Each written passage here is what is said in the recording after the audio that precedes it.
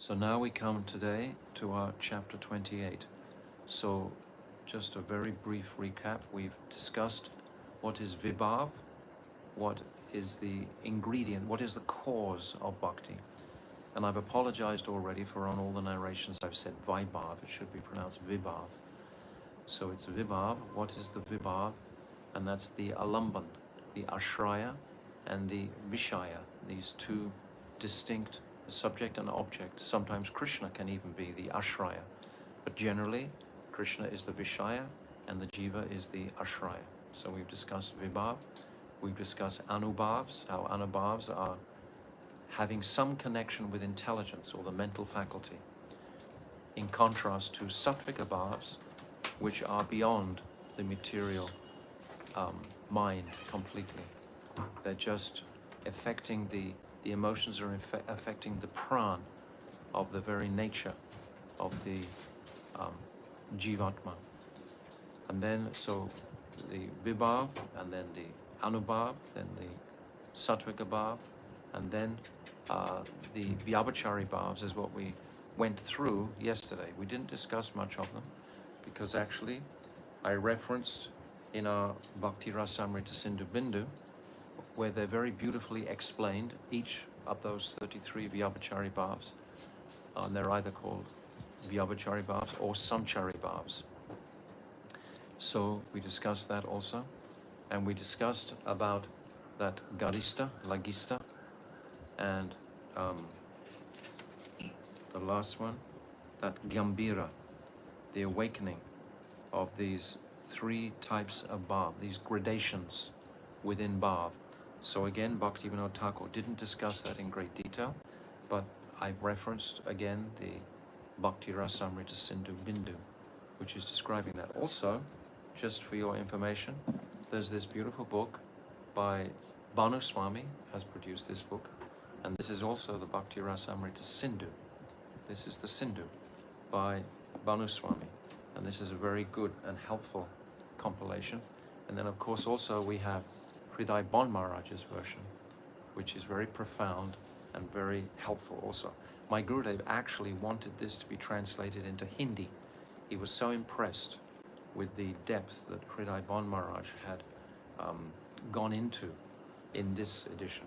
So I've already posted previously, and we can post again, in the introduction, all the different stages from Shraddha to Prem are here, very beautifully described in this introduction. And we can post it again. It's 14 pages, and it describes every stage from Shraddha to Prem, and all the different aspects and terminologies of that. So we can post that again today also. So this is where we've reached.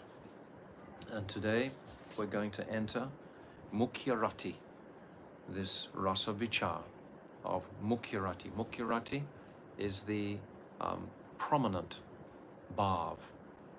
There are 5 Mukhya-ratis we'll discuss. So chapter 28. The next day, Vijay Kumar and Brajanath came as usual to the lotus feet of Sri Gopal Guru Goswami, and after offering their sastang dandavat pranam, they began to ask questions in order to clarify the subjects that they had discussed the previous day. Brajanath inquired, Prabhu, from everything you have explained about vibhav, anubhav, sattvika bhav, and vyabhachari bhav, it seems that they are all bhavs. Then where is sthai bhav amongst them? So this is what we're going to discuss today. Goswami, it is true that they are all bhavs. Sthai bhav is that bhav which subjugates all the compatible bhavs, such as hasya. Hasya is a gona-rati, a gona bhav, secondary, as well as the incompatible bhavs, such as anger, and which predominates and continues to reign as the emperor of all the other bhavs. This is sthai bhav, not anger. I didn't read that properly. It's sthai bhav which predominates and continues to reign as the emperor of all the other bhavs. Sthai bhav is the rati, the bhav, that the bhakta has in his heart for Krishna in identifying himself as Ashraya, the servant of Krishna, and Krishna as Vishaya.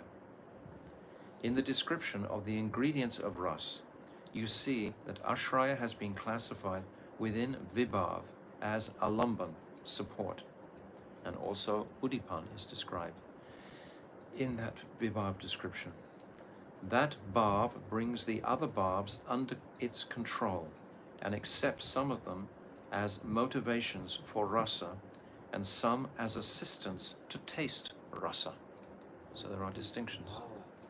Bhav. This bhava means vibhava or sthai bhava? Last sentence. This is sthai bhav now. Sthai bhava. Sthai bhav. In this predominant position, this is the sthai bhav, although it has the form of a relishable bhav, at the same time it relishes the other bhavs itself. Study this very deeply and reflect on how the sthai bhav is different from other bhavs.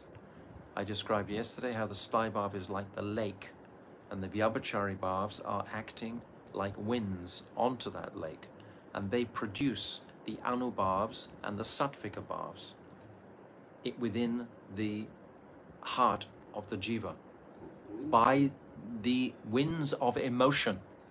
When emotion comes, I understand. emotion, Like what? it's a terminology, I understand. Anubhav, you and then anubhav will, like wings. I use it as a description. I When understand. emotion comes into your heart, Yeah. you can say that emotion is, It is lake. yes, sthai bhav is a lake, Wings, what is it? and the wind of the vyabhachari bhavs is coming onto the lake, these transitory bhavs, and they're coming moment by moment by moment by moment. And within that, the Jiva Atma's soul is there, or the Ragatmika's soul is there. And it is experiencing in its body, conception, the Anubhavs and the Sattvika bhavs. So that's the progression. From the sthai bhavs, the Vyabhachari bhavs are manifesting the Anubhavs and Sattvika bhavs on the Jivatma's body. Got it? Because You have to think about it. before we read Vyabhachari bhava, it is like waves. Waves, yes. Yes. How do you get a wave? You get a wave from wind. Wind. But wind, who is Huh? wind? Who is wind? The wind of emotion. Emotion. Yes, Okay. yes. Okay. Emotions. Emotions. Maybe I shouldn't use the word wind, but wind for me is very descriptive. You get waves from winds. The winds are by emotions. Although it has the form of a relishable bhav, at the same time it relishes the other bhavs itself. The sthai bhav will relish the anubhavs, the sattvika bhavs, and the vyabhachari bhavs. Study this very deeply and reflect on how the sthai bhav is different from the other bhavs, because it's the stable, it's the original bhav. Because the subject matter in this 28th chapter is Mukhya-rati, which is going to be describing the sthai bhav. That's the subject matter. Rati in the form of sthai bhav can be either primary or secondary. So there are two types of rati, Mukhya-rati and Gauna-rati. So we should be very familiar with Okay, these. it's high above. Yes. And there is Mukhya-rati, which are the predominant ones, the main ones, and Gauna-rati, which are the secondary. There are 7 secondary and only 1 main one applicable to us. But there are 5 main ones in complete, yes. What is Mukhya-rati? Goswami. In the context of Bhav Bhakti, Mukhya-rati is characterized as Shuddha Sattva Visheshatma Swarup, the Atma's unique Swarup within the state of pure consciousness. That means his soul's innate position in one of the 5. So it makes it only 1 applicable for each Jivatma. Hearing your pure deliberations today has dispelled the misconception that I developed about Rati when I was studying mundane Alanka Shastra. Today I have properly understood that Bhagavat Ras arises within the pure Swarup of the Jiva as the innate inclination of the Atma. The innate inclination of the Atma. If we're not so advanced, we shouldn't try to imagine what is our sthai bhav. We can hope for a certain conclusion or understanding of our sthai bhav, but we shouldn't try to imagine it. The rati to which worldly authors refer is only experienced within the conditions jiva's gross body. Worldly poetry, when they're describing love and affection, it seems to be the same types of descriptions as we're hearing about the transcendental realm, but it's completely different because it's applicable to the gross body. It's not applicable to the soul. There's the gross body, the subtle body, which sometimes we call the astral body, and then there's the soul. The rati to which worldly authors refer is only experienced within the conditions jiva's gross body and the mind and the chitta heart of the subtle body. So the subtle body, also the astral body. Now I have also understood through your explanation that ras, which is the exclusive wealth of the pure jiva, this is why we actually have a natural tendency to love hearing about these topics, even if we don't actually understand these topics. But the soul is satisfied hearing about these topics. It wants to hear these topics. That's why we feel actually enlivened after reading about them, hearing about them. By the mercy of the Hladini Shakti, the conditioned jiva can realize it to a very minute degree. So that minute degree brings us great relish. Please explain the different types of Shuddha or Mukhya-rati to us. So Shuddha and Mukhya are the same. When Guru Goswami saw Brajanath's comprehension of tattva, tears of joy flowed from his eyes. Embracing Brajanath, he said, I have become blessed today by having a disciple like you. Now listen. The Guru becomes very happy and excited when he realizes the disciple is on it, that he's listening carefully and he's understanding the topic. There are two types of Mukhya-rati.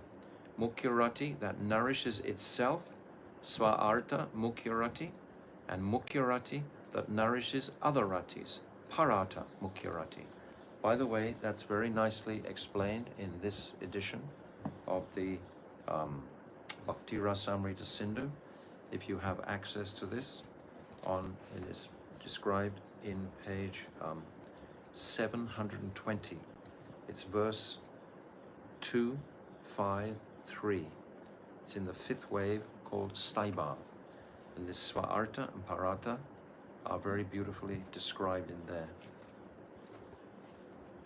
We need the extra reading material or to know where to go to fill in any gaps, because I've said before, Bhaktivinoda Thakur is building a foundation, like a skeleton, more or less. You know, the what do you call it? The framework, because we have to go in there ourselves by our sadhan bhajan to realize these truths. What is Rajanath? What is Sva-arta Mukhya-rati? Goswami.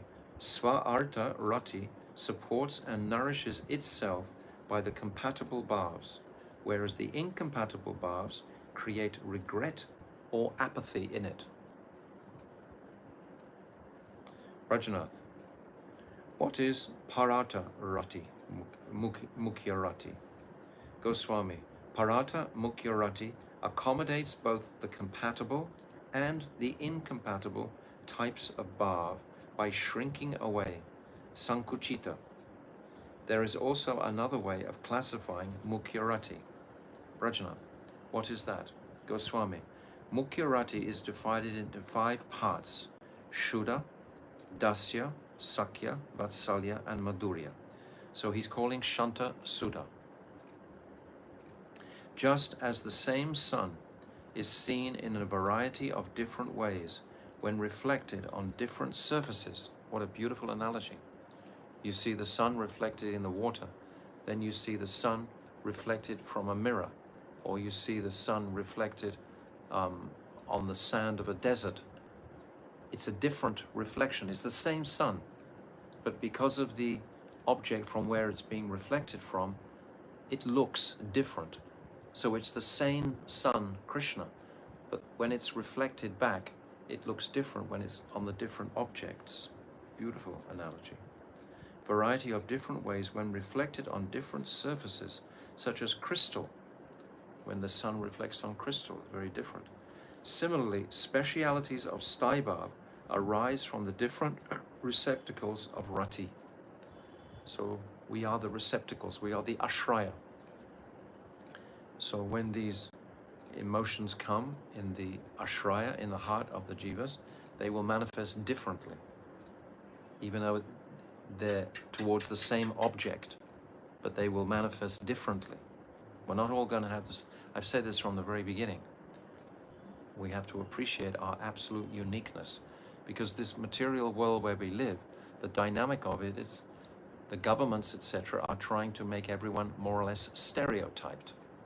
You get intimidated if you don't have your qualified university degree, or you don't have this, or you don't have that, etc., etc. You know, the whole hypnosis, more or less, which is what it is, where everyone is trying to be pressed so that it can be controlled. And I explained all this yesterday.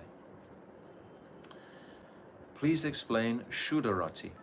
Goswami, there are three kinds of Shuddharati: general, samanya; clear, swacha; and tranquil, shanta. General or common samanya rati is the rati of ordinary people and girls towards Krishna. Sometimes the young girls' hearts are very soft and tender. We see sometimes in reference to like musical concerts, etc. It's like the young girls can just go crazy, you know, their hearts just become completely enamored and they lose all their self-control. So it's like a bhav, but it's a material bhav towards Krishna. Swacha, clear rati, varies according to the relationships of the sadhak with different types of bhaktas, each of whom has his own disposition and particular type of sadhan. So this is very important for understanding our association. This association is described in three forms: Svajatiya, Snigdha, Ashraya. Svajatiya, who is in the same jat group that we are aspiring for. If we associate with people who are not aspiring in the same direction, for example, if we associate with the Ramanujas or the Madhvacharya sect, etc., there's going to be a different result and mood. It's going to be confusing. Svacha-rati is like a completely clean and pure crystal and reflects the bhav of whatever types of association, bhakti sangha, the sadhak has. That is why it is called svacha, clear rati. Those who have this rati sometimes call Krishna Prabhu and offer prayers stava. Sometimes they call him mitra, friend, and cut jokes with him, depending on your individual relationship with Krishna. Sometimes they maintain and nourish him like a parent, considering him as their son. Sometimes they joyfully address him as Kanta, beloved, like the gopis. And sometimes they have the mood that he is Paramatma. So that will be in Shantaras, that will be in Shuddharas, as Bhaktivinoda Thakur was calling. Shama Svabhav is the Anand that arises in the mind of one who, being endowed with the quality of equilibrium, dispels all desires for sense gratification from his mind. The rati that such naturally equipoised people have for Krishna arises from knowledge of Paramatma and is called Shantarati. This is actually like the Jnani Bhakta. The Jnani Bhakta is very equipoised in his focus and attention, in his worship of Krishna. Or the Paramatma Yogi, this is describing like a yogi mentality.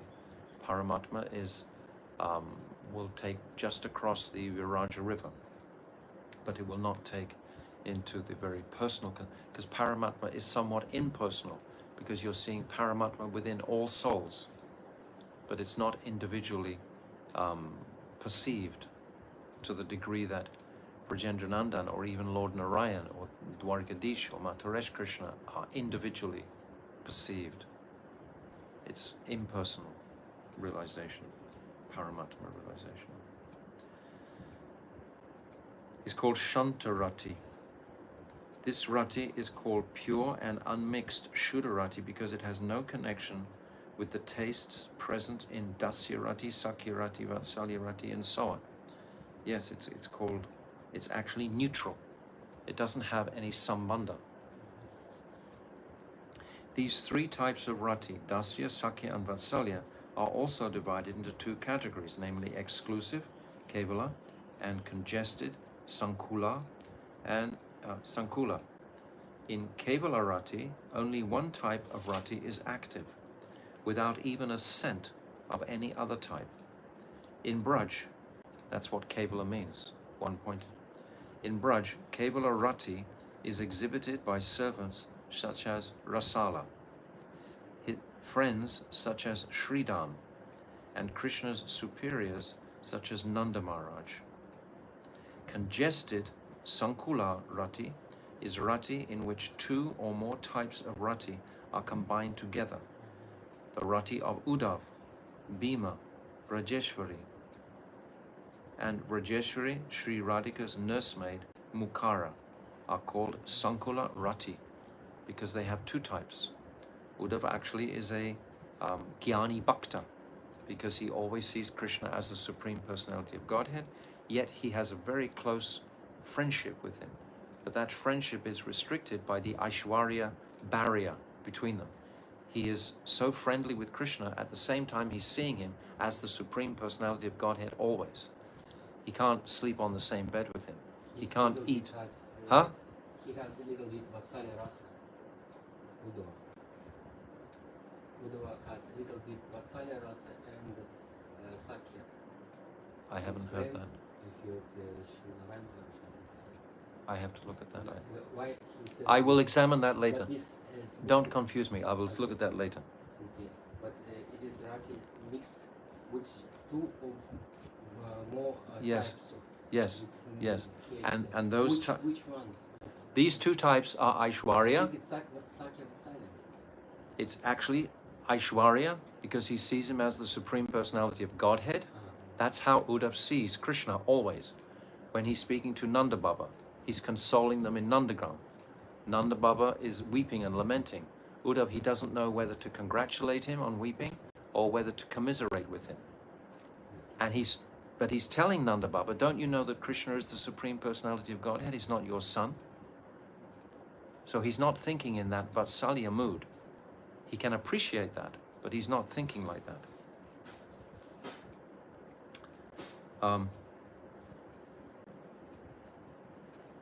Where are we? Oh, Brajanath. At first, I had the conception that there was no Shanta-rati in the devotees of Braj, but now I see that it also exists in them to a limited degree. My Gurudev says categorically there is no Shanta-ras in Ras, so as not to confuse us. If you bring in so many extra things, you're going to get confused. It's better to just understand, like Uddhav, for example. He's a Jnani Bhakta, but he has friendship with Krishna simultaneously. But now I see that it has also exists to some in them to a limited degree. Mundane poets think that there is no rati in Shanta Dharma, but it is certainly visible in rati for Parabrahm. So the nature of Shanta rati is existing in the Brahmajyoti, those yogis, etc. Now please explain the symptoms of Dasya rati. Goswami, Dasya rati or Priti, two different terminologies for Dasya, is the rati composed of sentiments of reverent service arising from the conception, Krishna is the master and I am the servant. That doesn't mean to say that those in Dasya Ras are always thinking Krishna is the Supreme Personality of Godhead, but they still think he's their master. You see, someone in Dasya Ras in Vaikuntha thinks that Krishna is the Supreme Personality of Godhead, but someone in Dasya Ras in Vrindavan thinks that Krishna is my master, and I love him because he's my superior. It doesn't mean that he's thinking that he's God. There's a big difference there. Those who have attachment to such rati do not have priti for anything else. This is the point. Those who are in dasyaras, they're not thinking, oh, I wish I could be a gopi and, associate with Krishna like that. None of the other, like Mother Yashoda doesn't wish that she was something other than what she is. Every person's staibab is most satisfying and nourishing. They wouldn't in a million years want to trade it off for anything else. They're satisfied. That's why it's the staibab. It's completely fixed and self-satisfying. Brajanath, what is the symptom of Mukhya-rati? Now again, there's two. In Vaikuntha, we understand there's only 2.5 ratis. That's Shantaras and Dasyaras, and a little bit of Sakyaras. But again, this Sakyaras is nothing like the Sakyaras that's being described here in Vrindavan. It's different because in each case, in Vaikuntha, they see Krishna as the Supreme Personality of Godhead. In Vrindavan, no one sees Krishna as the Supreme Personality of Godhead. No one. They see him as their friend or their master, but not as the Supreme Personality of Godhead. The Supreme Personality of Godhead conception is in Dwarka or Mathura. It's not in Braj. What is the symptom of Mukhya-rati? Goswami, in Mukhya-rati, one has steadfast confidence in Sri Krishna and thinks of him as equal to himself. Mukhya-rati is characterized by habitual laughter and joking. This is the mood of the cowherd boys, etc., especially Madhamangal. We actually have a list of these 5. It's called Rasa Considerations. If Rasa Manjari wants to find that on the website, she can post it. It's called Rasa Considerations, and each of these rasas are there, and what is lacking in one and what is prominent. You have example in our among our disciples of Srila Prabhupada who has the Sakya-rasa.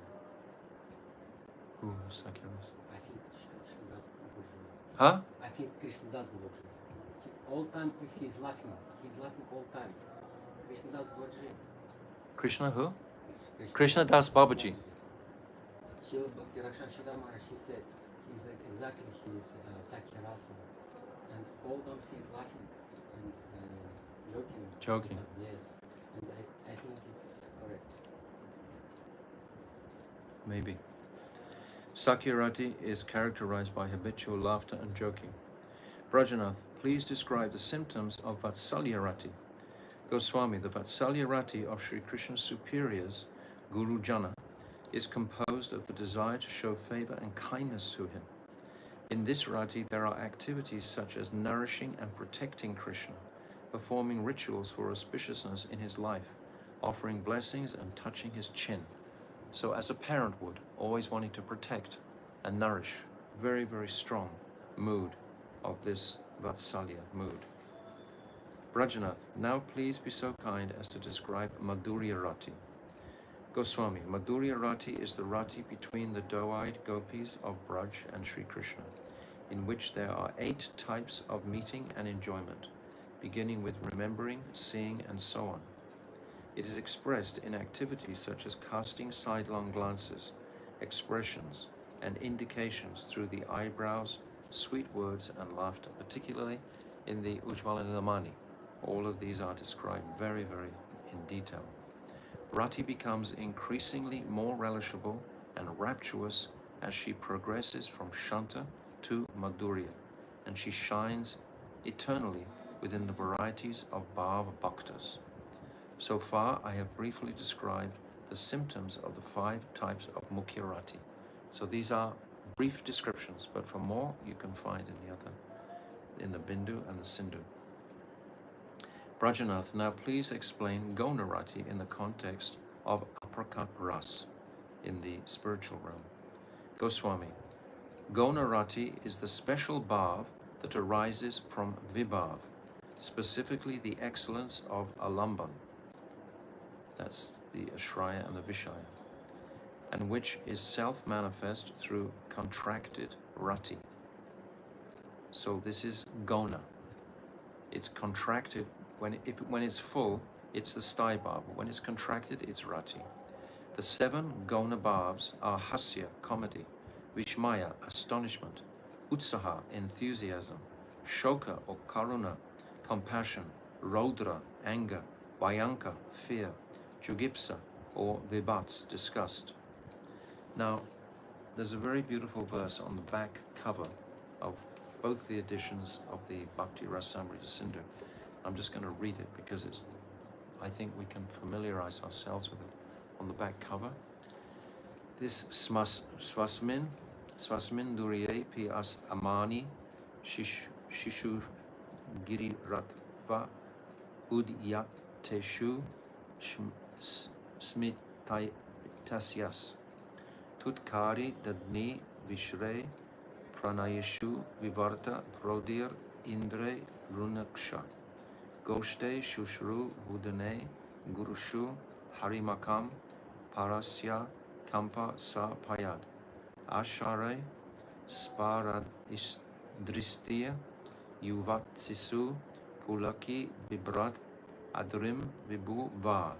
So this is from the Bhakti Rasamrita Sindhu, and I want to read the translation in connection with what we just read. Although Shri Krishna, these are the 5 Mukhya-ratis and the 7 Gona-ratis in a single verse on the back cover. Here, you can look there. Although Sri Krishna supported the great weight of Govardhan, he was devoid of pride, Shanta. He smiled when he saw that the small boys were prepared to hold up the hill, Hasya and Vatsalya. Very descriptive. He spit at the smell of musty yogurt, Vibhats.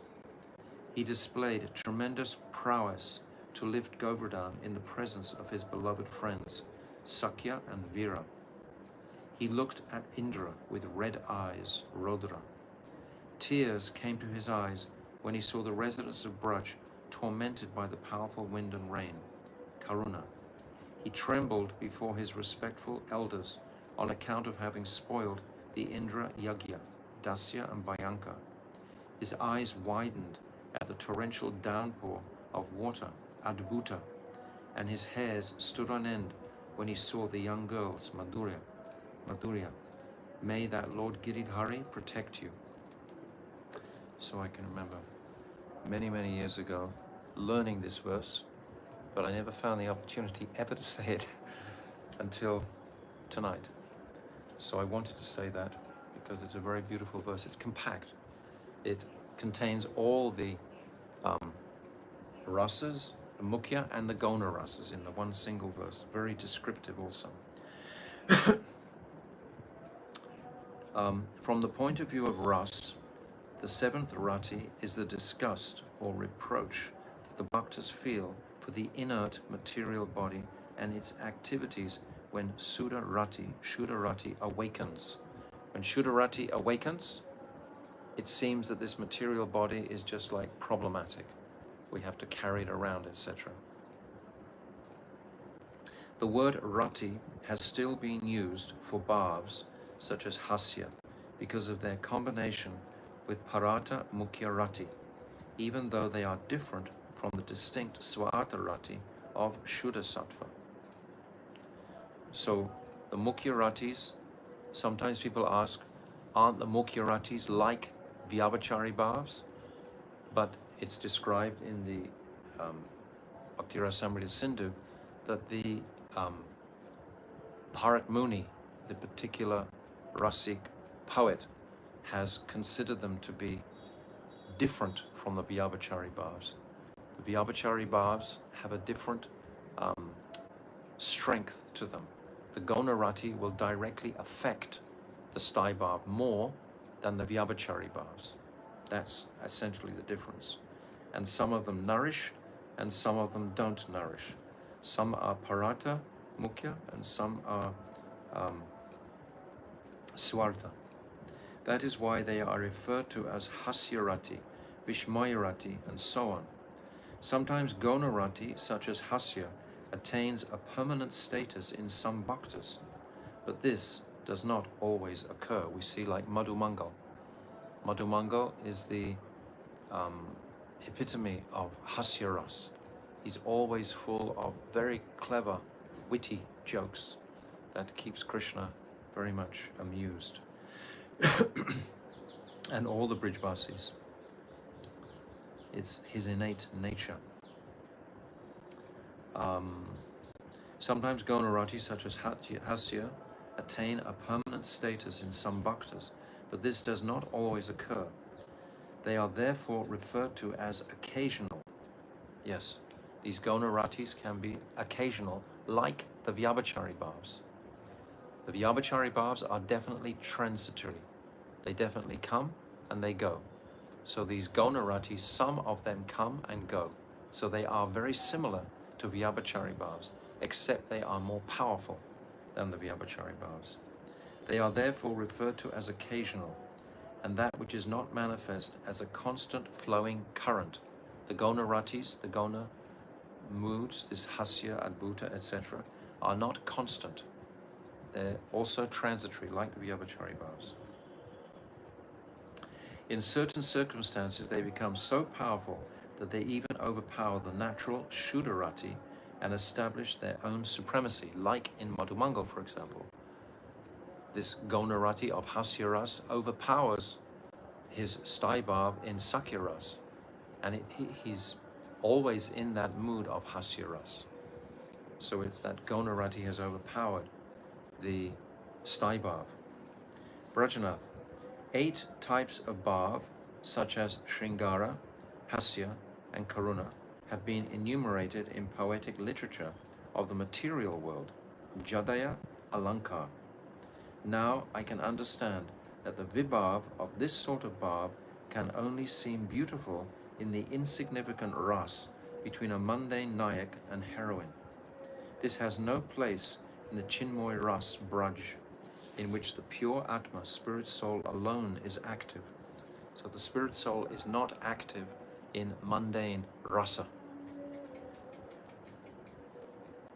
Because in mundane rasa, its focus is on the I, on the false ego enjoying. Both lovers are enjoying because both are experiencing bliss, but it's not that the lover is just wanting to give totally themselves to the beloved, unless they're feeling the reciprocation come back from the beloved. There's a condition to it, but in the transcendental realm, it's unconditioned emotional exchange of unbounded attraction. As we read, it is also only. As we read before, this material love, it is only. It's limited to the solid, I. Solid body and. It's called selfish.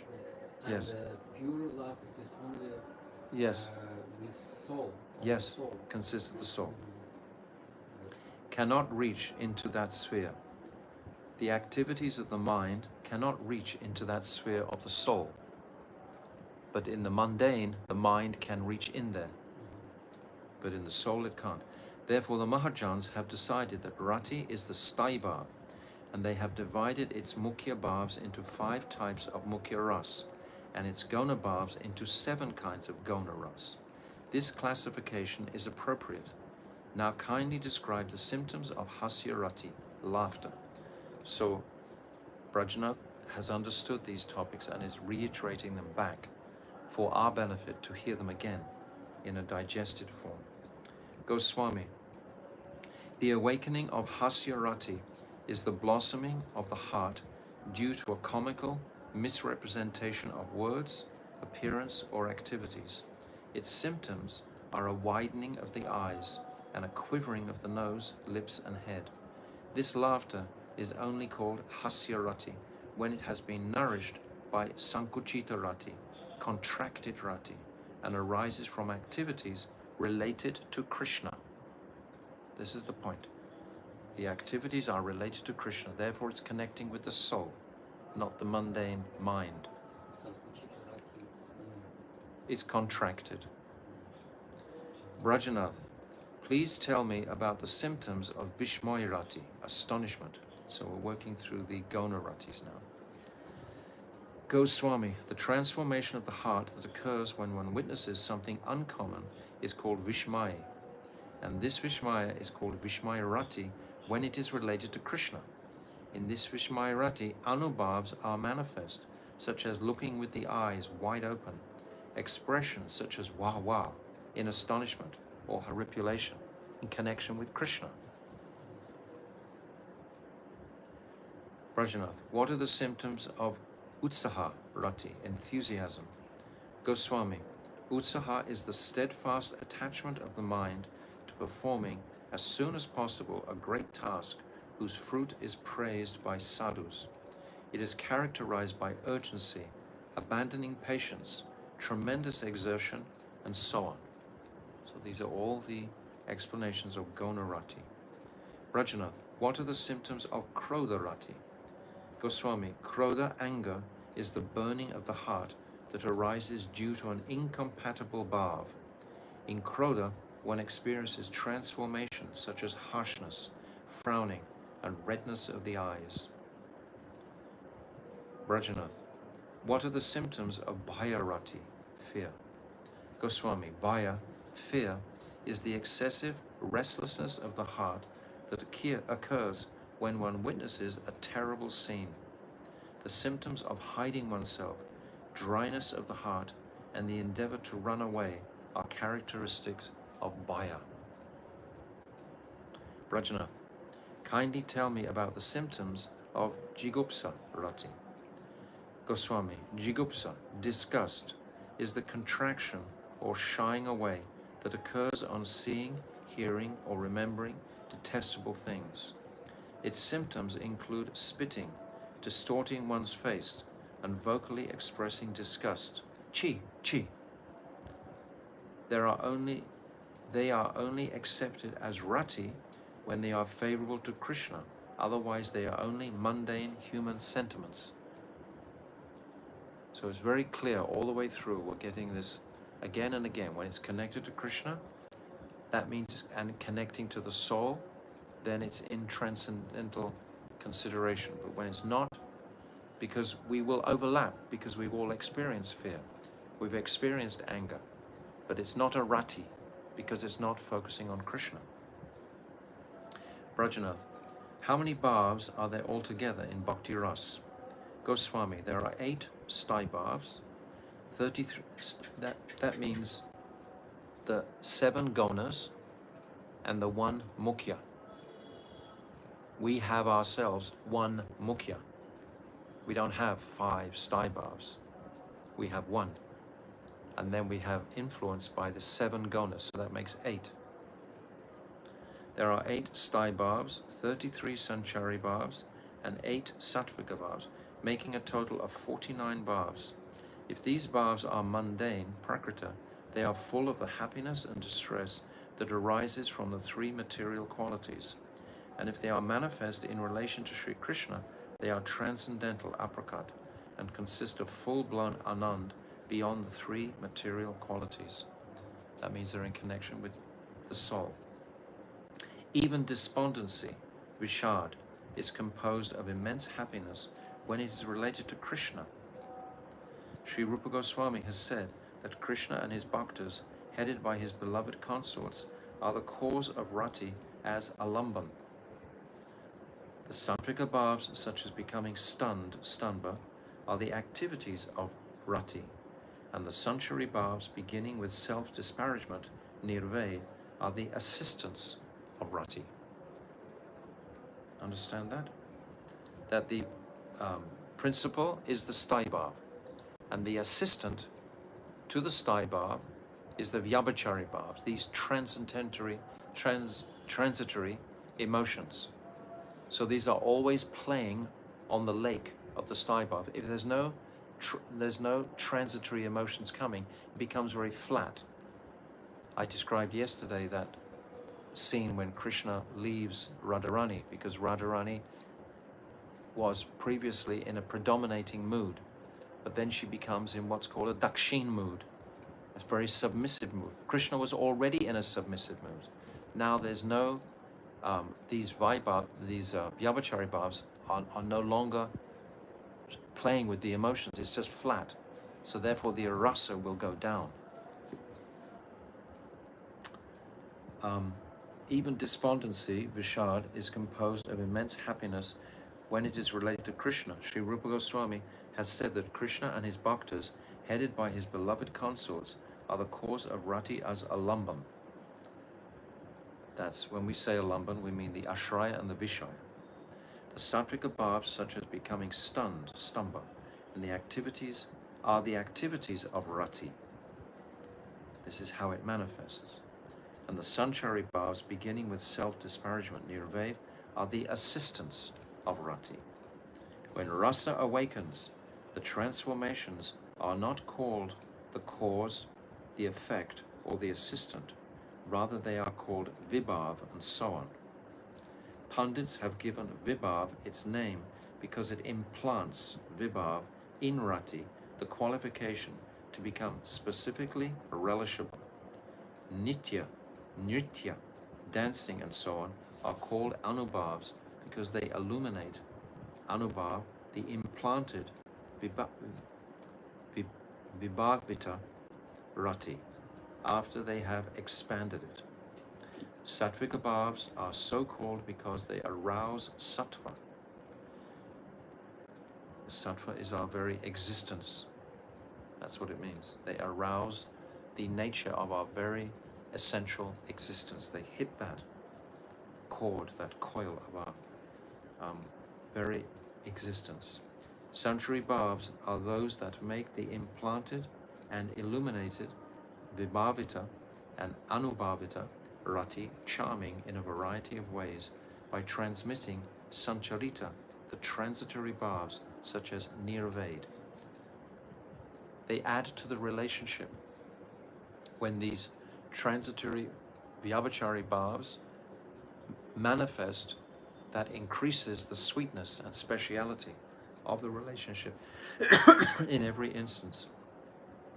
According to the bhaktas, who are well versed in poems and dramas related to Bhagavan, vibhav and so on are the fundamental cause of seva, transcendental service.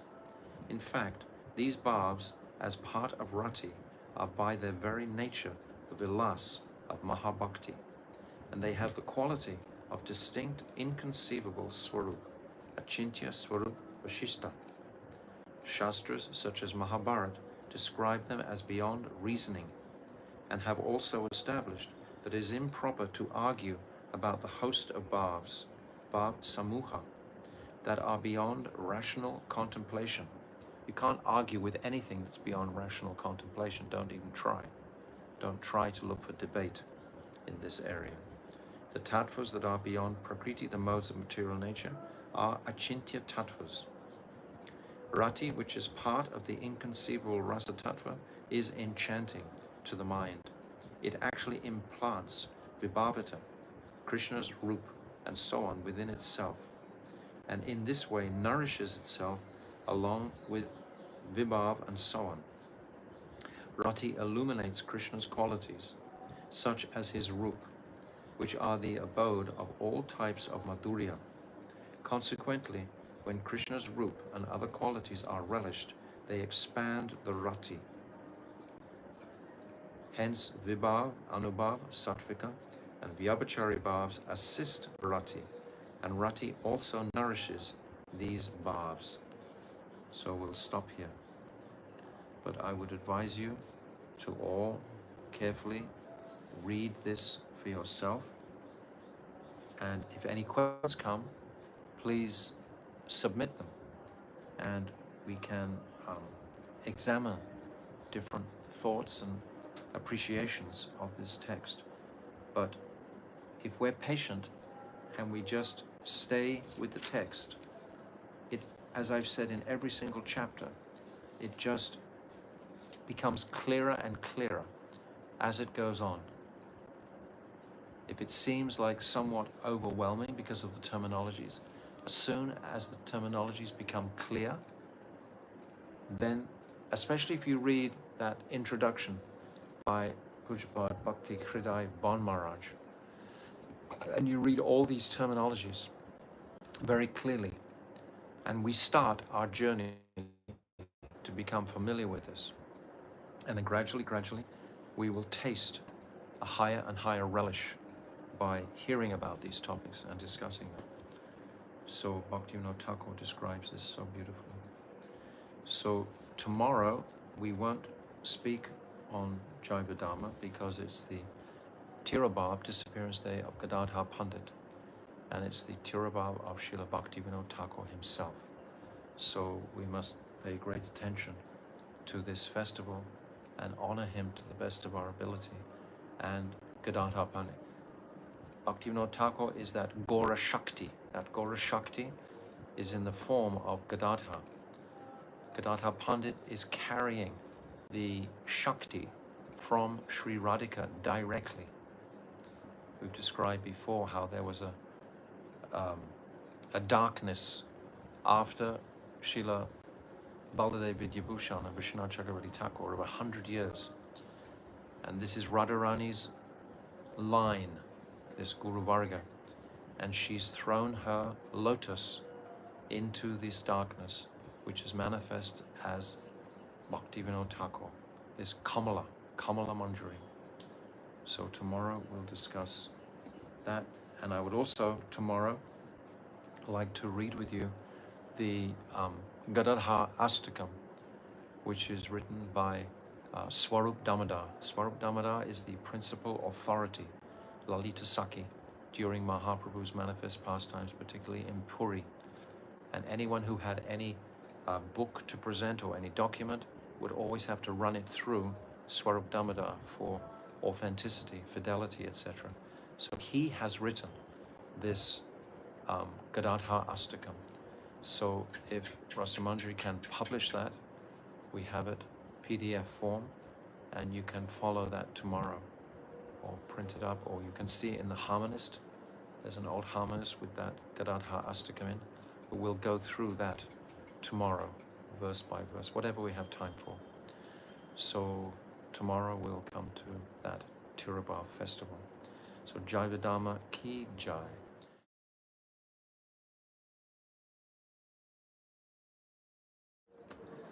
So we'll come to our chapter now, and we're into page 602.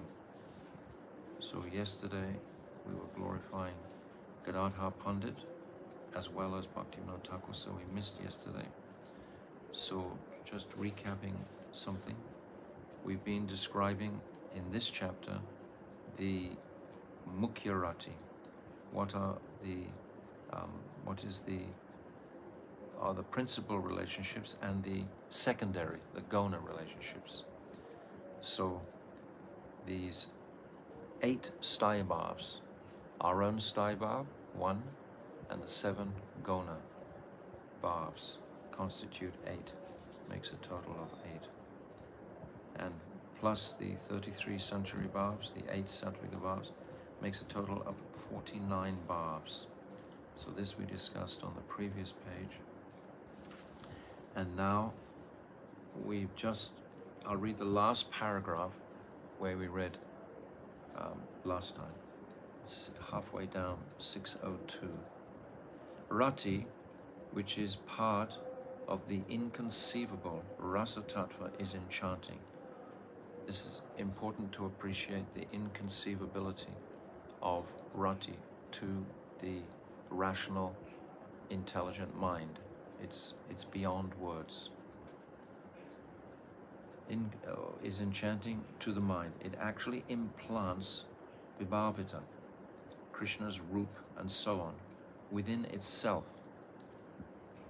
Implants, it means Krishna is already in the heart, but it wakes up that appreciation, realization of Krishna. In this way, nourishes itself along with vibhav and so on. Rati illuminates Krishna's qualities, such as his roop, which are the abode of all types of madhurya. So it's illuminating that by the power of our love, we will appreciate more deeply Krishna's qualities.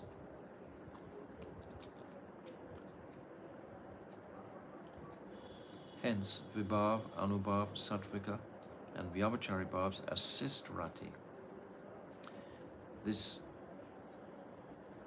rati that we're talking about here, this is the essence of the sthai bhav. These vibhav, anubhav, sattvika bhavs and Vyabhachari bhavs are assisting rati, and rati also nourishes these bhavs. It's reciprocal. Rajanath, what is the difference between Vishaya-rati and Krishna-rati? So understand the question. Vishaya-rati means the individual, the sadhak, who's relishing his own sweetness, Vishaya. If he is the enjoyer, it'll be explained. What is the difference between Vishaya-rati and Krishna-rati? Vishaya-rati is mundane, because it's not focused on Krishna. Whereas Krishna-rati is transcendental. In mundane rati, there is pleasure in meeting and extreme distress in separation. So this is not transcendental. However, when bhaktas who love Bhagavan achieve Krishna-rati, it turns into rasa and gives rise to the pleasure of union. So there can be union in meeting or union in separation. Either way. At the time of separation, Vipralamba, the very rati, assumes the form of an extremely wonderful and astonishing whirlpool of joy. So even in separation, whereas in mundane rati, Vishmoy rati, that separation will not turn into great anand. A whirlpool of joy, anand vivart.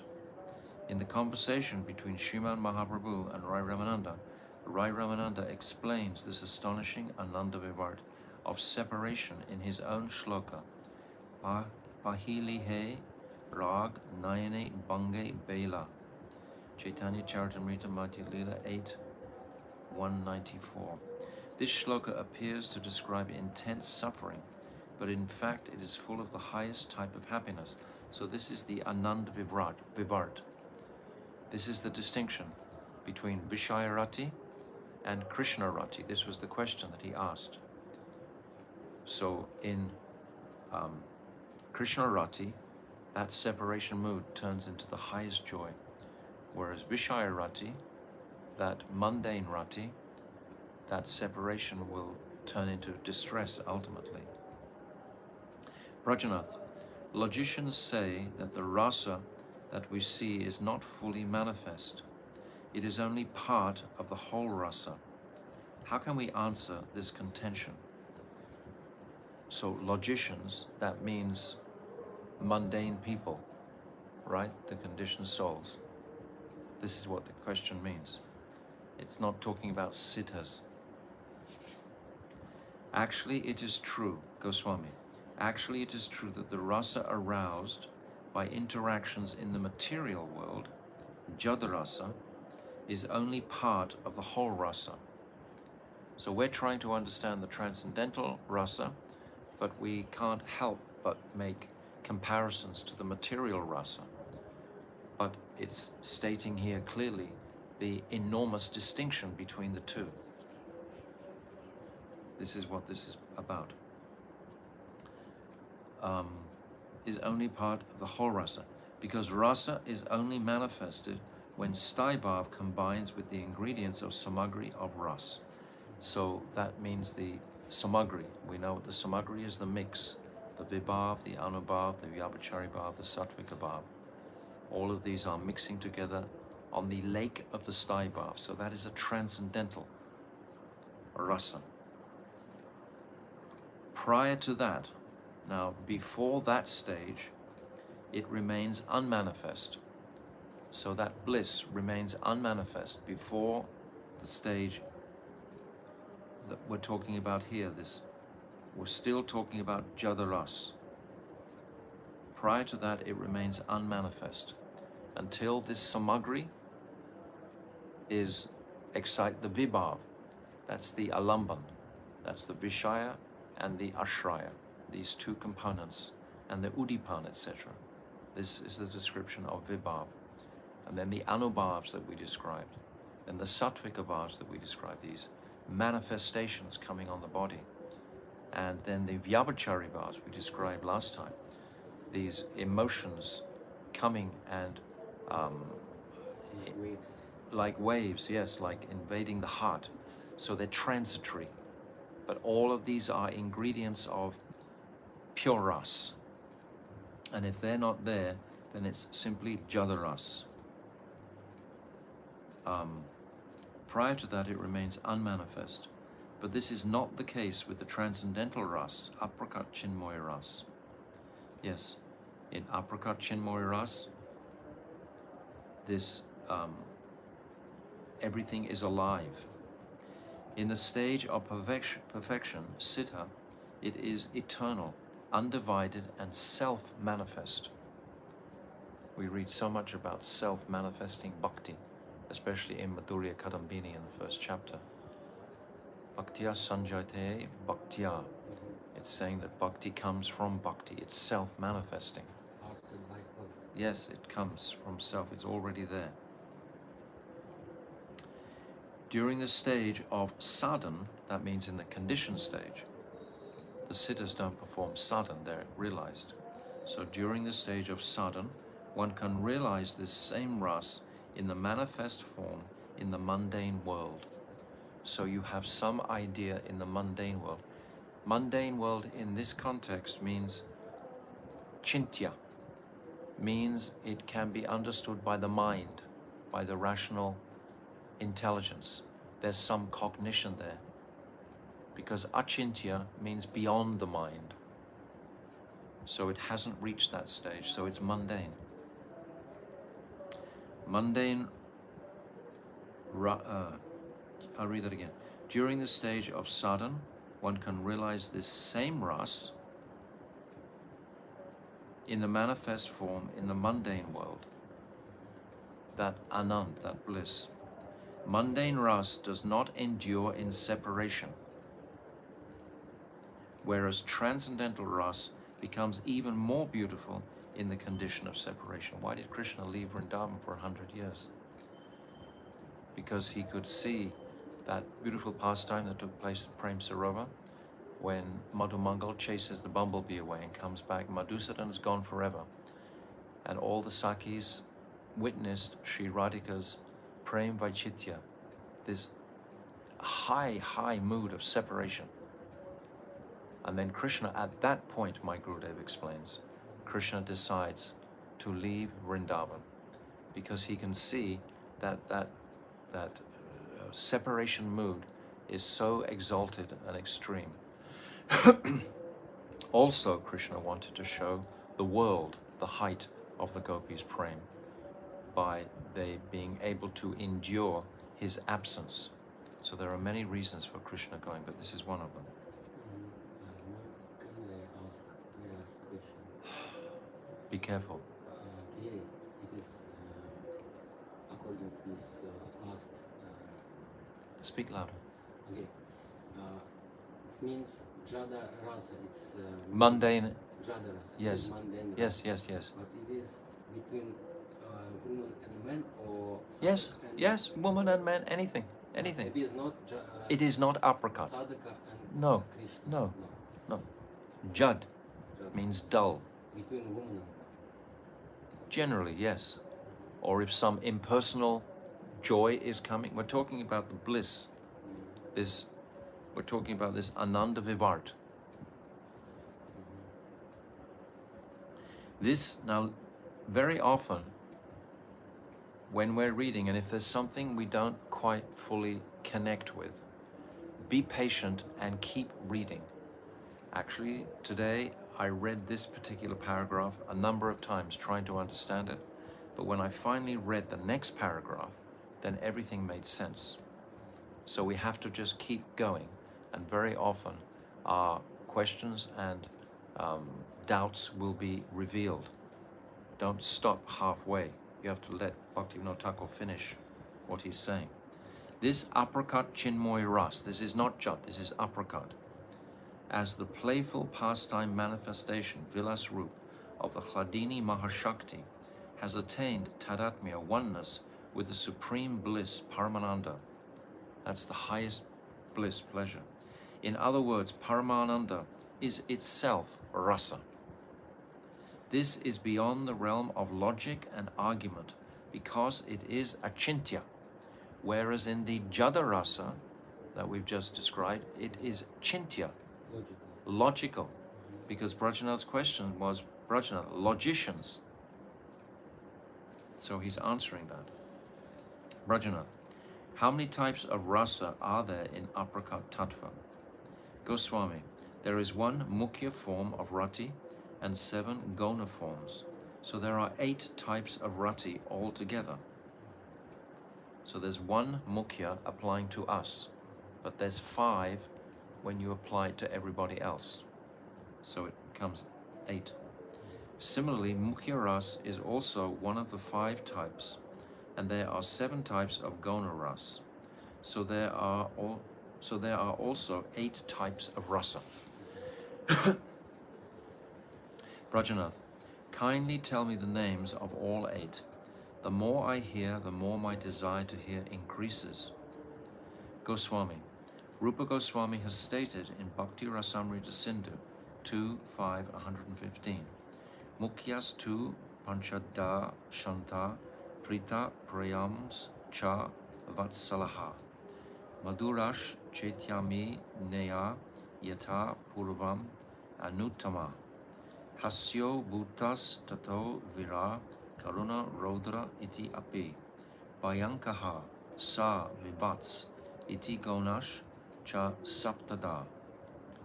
There are 5 types of Mukhya Bhakti Ras: Shanta, Prita, Preya, Vatsalya, and Madhura. So sometimes we'll see Bhaktivinoda Thakur is using a different word for Sakhya Ras, for example, Preya, and Prita for Dasya. So don't make it a problem.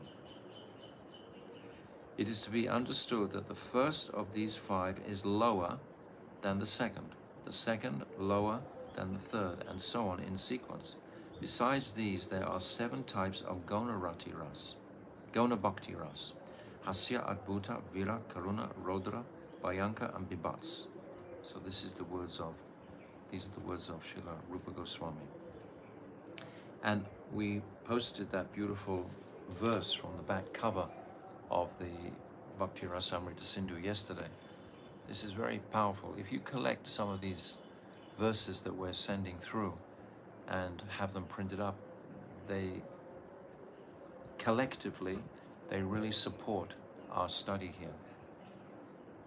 Brajanath, what is the meaning of the word bhav in the context of Chinmoy Ras?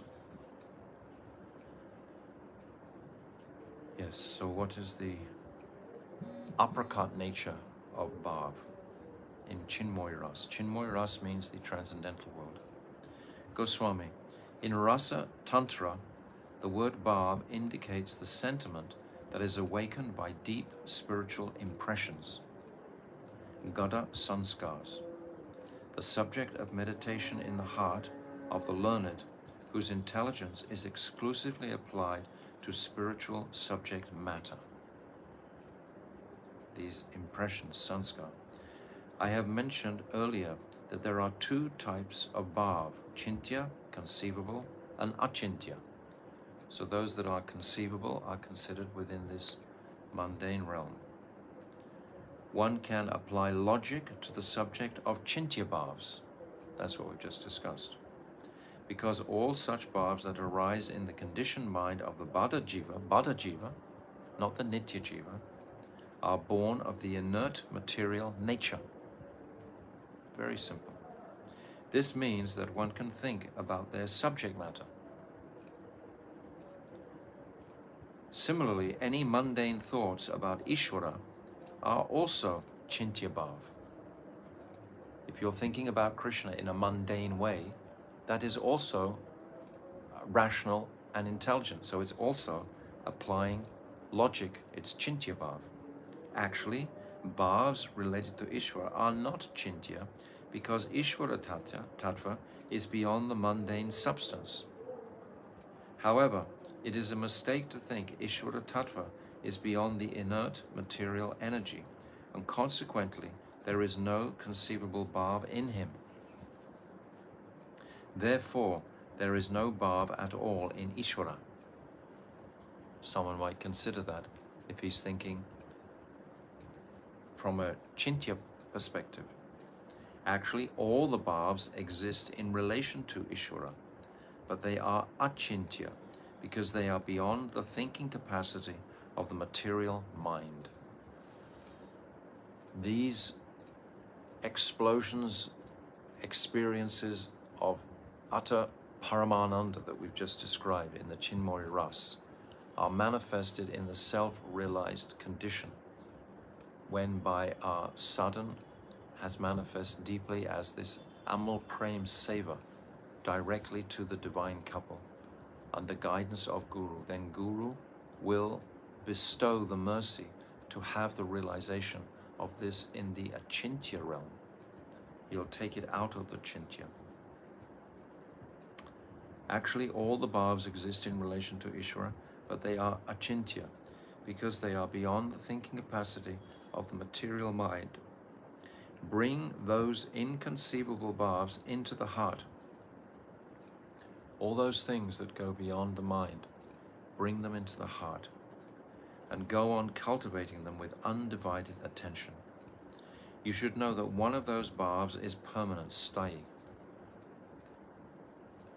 One of those inconceivable bhavs will be reflecting into our permanent nature, our permanent sthayi bhav. And you should accept the other achintya bhavs as the ingredients, samagri. Every time we say the ingredients, we think of the vibhav, anubhav, sattvika bhav, and vyabhachari bhav. We think of all these, of rasa. When you do so, the eternally perfect nitya siddha ras, which is full of uninterrupted akananda, will arise within you. So this is beyond the consciousness, and yet we're describing it in words because the luminaries of our Guru Varga have been able to cast this extremely esoteric subject matter into the rational realm so that we can begin to focus our journey. If we don't have our focus on the sadhya while we're performing the sadhana, and what is the sadhya?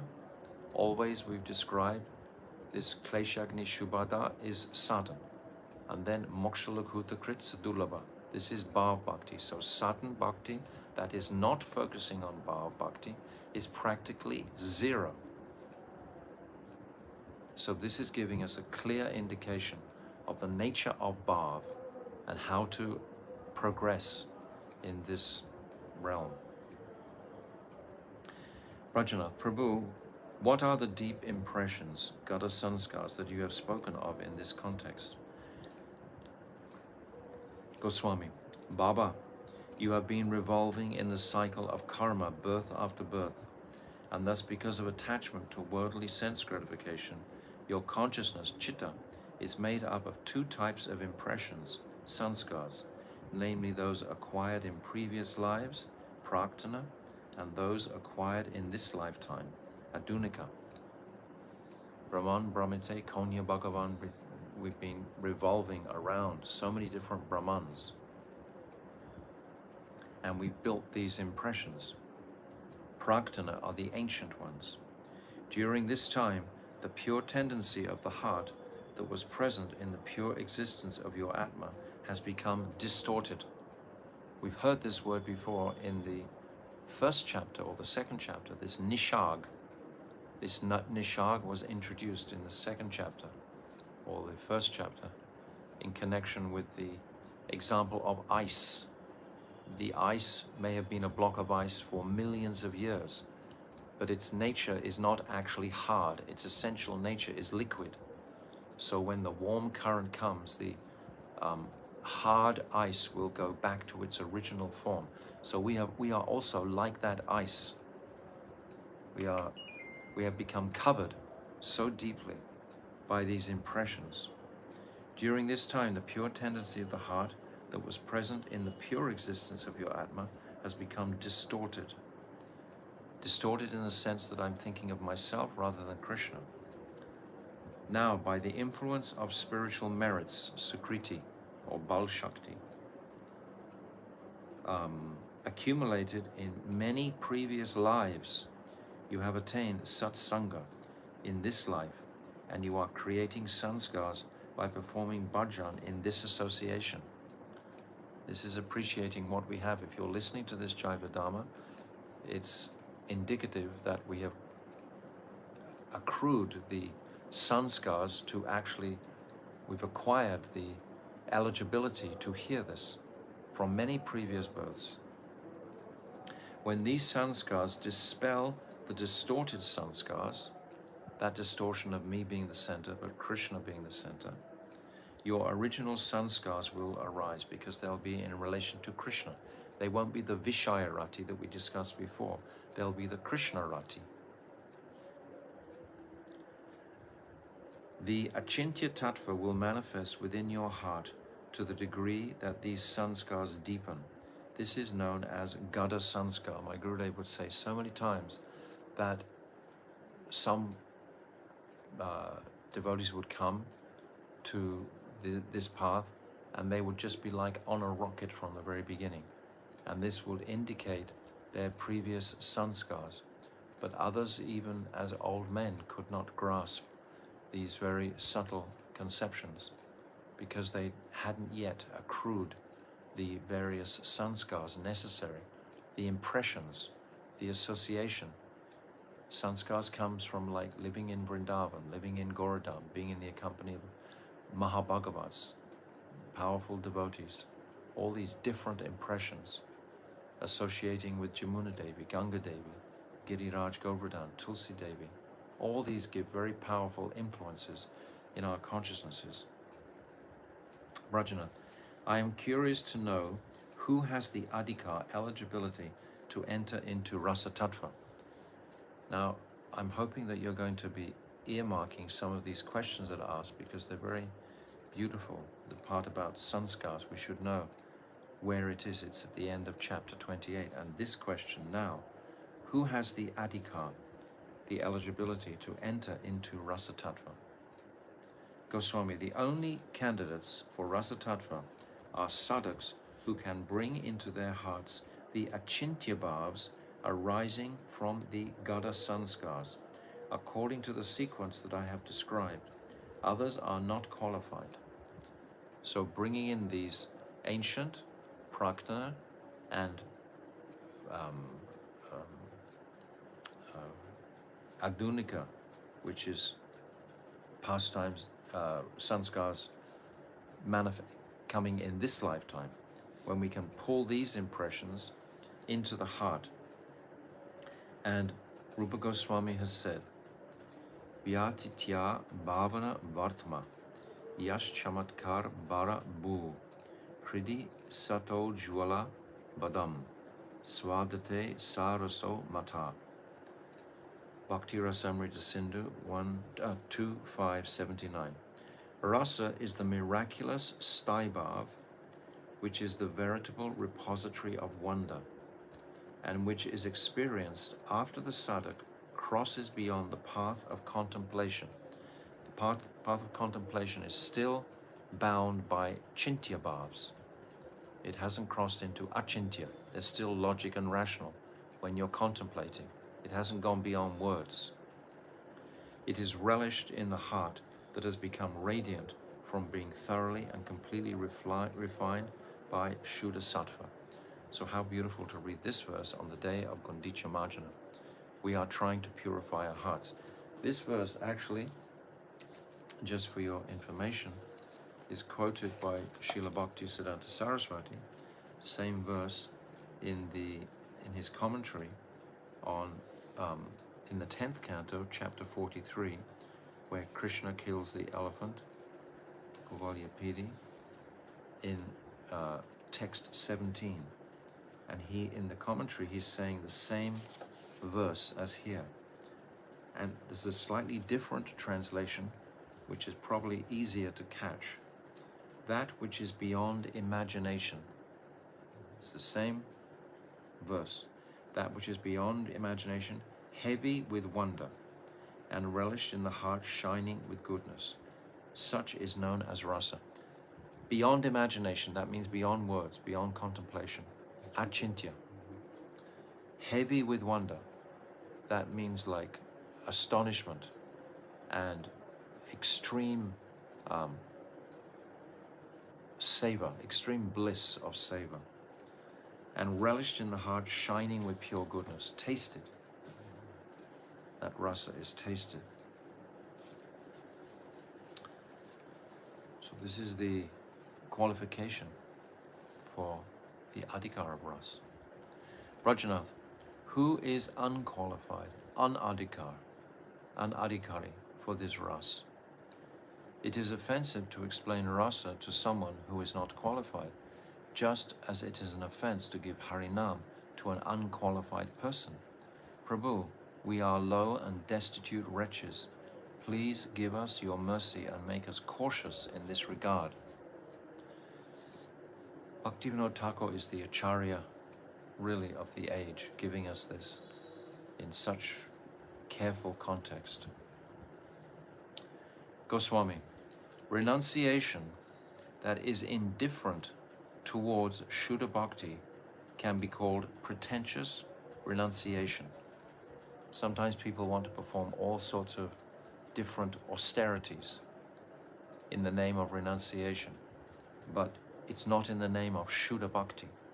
It's not that they're trying to increase their pure attraction and devotion to Krishna. This is called Falgu Vairagya. Falgu is a river that's under the ground. It doesn't look like a river. It seems like it's covered. And knowledge that is indifferent towards Shuddha Bhakti can be called dry speculation.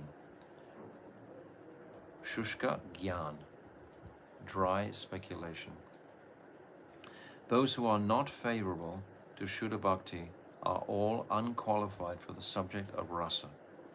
For example, false renunciants, dry speculators, those who are dedicated to mundane logic, always wanting to rationally come to a conclusion, argumentative. Those who follow karma mimams, that means they just believe that karma is the principle, and who praise the dry logic, Shukshma Gyan, section of the Uttara Mimams. Those who are averse to relishing bhakti, they're not looking for the higher taste, they're looking for something in this realm. How many devotees do we know like this? They're running around doing so many apparent savors, but how much are they dedicated to waking up the reality of their devotional sentiments towards serving Radha and Krishna? You might be doing so many things, building a big temple, laying bricks all day, making money all day, doing all kinds of different things. But if the objective is not to come with the heart melting towards service, towards Radha and Krishna, then what is its value ultimately? There might be given value in an institutional environment. People will pat you on the back for being a very hard worker. But actually, how is your heart melting? It can have the opposite effect. If everyone's patting you on the back, you can just become proud. I heard when we do some seva, we should understand with which mood we have. Yes, when we're doing yes. seva. Because Even we're cleaning a more floor, mechanical. cleaning a floor can be completely Shuddha Bhakti. But if you clean the floor every single day and it's just hard work and I don't like to do it, then it's not Shuddha Bhakti. So any service can be focused on Shuddha Bhakti or not. It depends on the focus of attention and the mercy of our Guru Varga.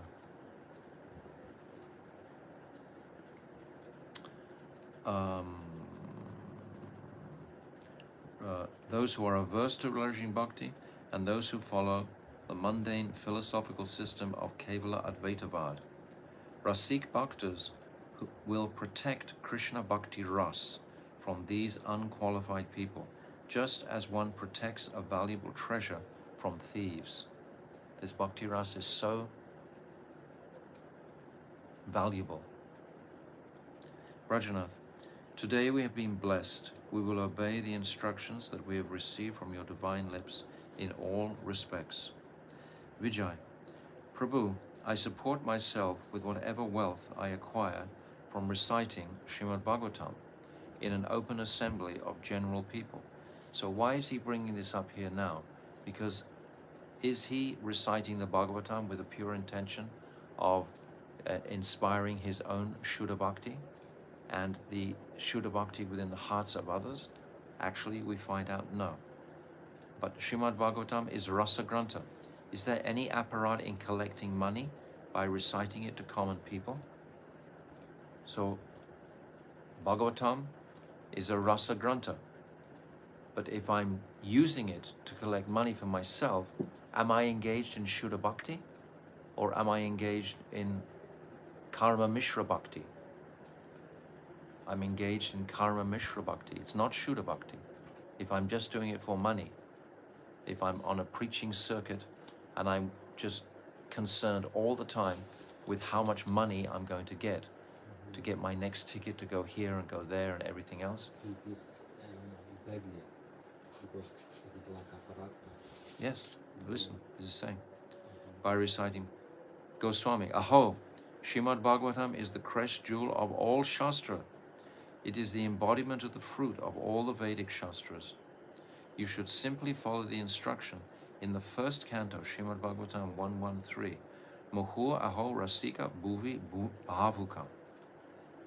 O Rasik Bhaktas, who are expert in relishing the ras of Bhagavat Priti, even in your liberated stage, you should keep on repeatedly drinking the ras of Srimad Bhagavatam, which is the ripened fruit of the wish-fulfilling tree of the Vedas.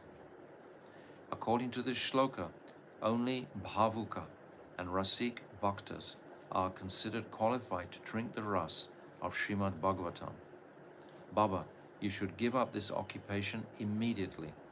You eagerly desire ras, so don't make any more apparat to ras, Raso-vicara. In this statement of the Vedas, it has been said that rasa is the very swarup of Krishna. There are many other occupations by which you can maintain your life, and you should support yourself by one of them. From now on, don't collect wealth by reciting Srimad Bhagavatam to general people. Yes, if you meet any Rasik listener, you can recite Srimad Bhagavatam to him with great pleasure, but don't take any remuneration or donation. Then it's karma if you do, and it's not in the realm of ras. Vijay, Prabhu, today you have saved me from committing a serious apparat. From now on, I will not do this anymore. But what will be the effect of the apparat that I've already committed? Goswami, those offenses will be vanquished. When you surrender to Ras with a simple heart, Ras will certainly forgive you. Don't be anxious about this. Yes, this simple heart means sincerely, always with this regret or remorse. This is what purifies. We've talked before about this. When there is remorse for something, regret. Bhaktivinoda Thakur sings about it in so many bhajans. When I have this remorse about my previous sinful actions in my life, always trying to create money and a nice material situation and everything. But when I regret this, I'm unhappy that I wasted my time doing like this.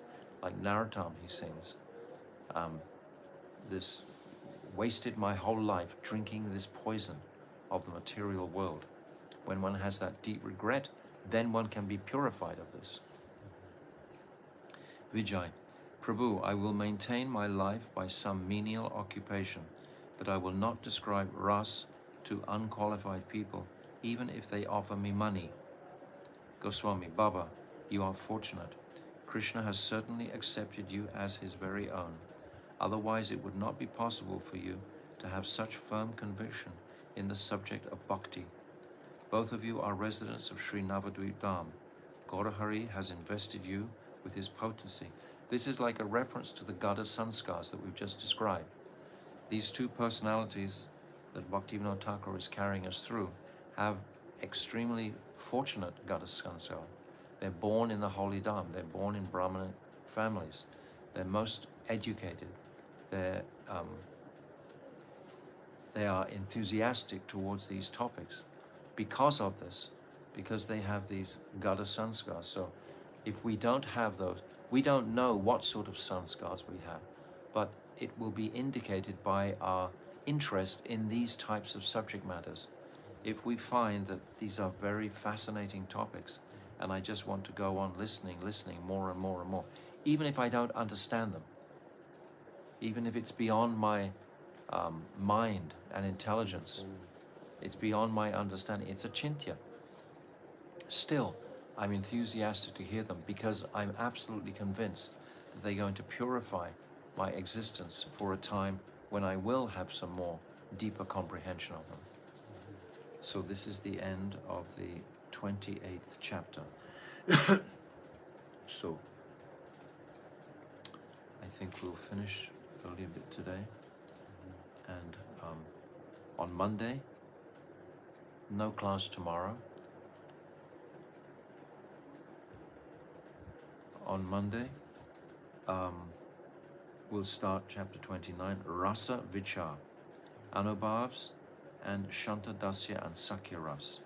This will be much more in-depth appreciation of the different types of bhavs, the Sattvika bhavs and the Vyabhachari bhavs. It just becomes more and more relishable as we go on. And we have to take deeper and deeper shelter of our Guru Varga and the sadhan bhajan that our Guru Varga have indicated us to perform, which principally is Sadhu Sangha, Nam Kirtan, Bhagavat Shravanam, Mukhya-rati, and what's the last one? Mathura-vas and residing in the holy Dham. Mathura-vas and no, listen, you can't. Sadhu Sangha, Nam Kirtan, Bhagavat Shravanam.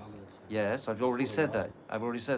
Then Mathura-vas, and finally Sri Mukhya-rati. 5. You make me trip over. Yes, these are the 5 angas, the 5 principles. Everything has been boiled down. So Sadhu Sangha is number 1. If we want to continue to keep these topics on the boil in our consciousnesses, then we should make efforts. I can remember back in 2000, I think, and 4 or 5 in England, I met with 5 or 6 devotees who were versed in these topics, and we sat for a week just discussing these different chapters, exchanging with them in Watford in London.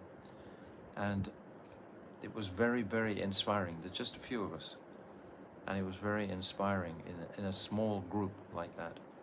So if you have 1 friend or 2 friends that likes these, if you have 1 friend that likes to hear about these topics, then you're really blessed, because you want to keep them boiling.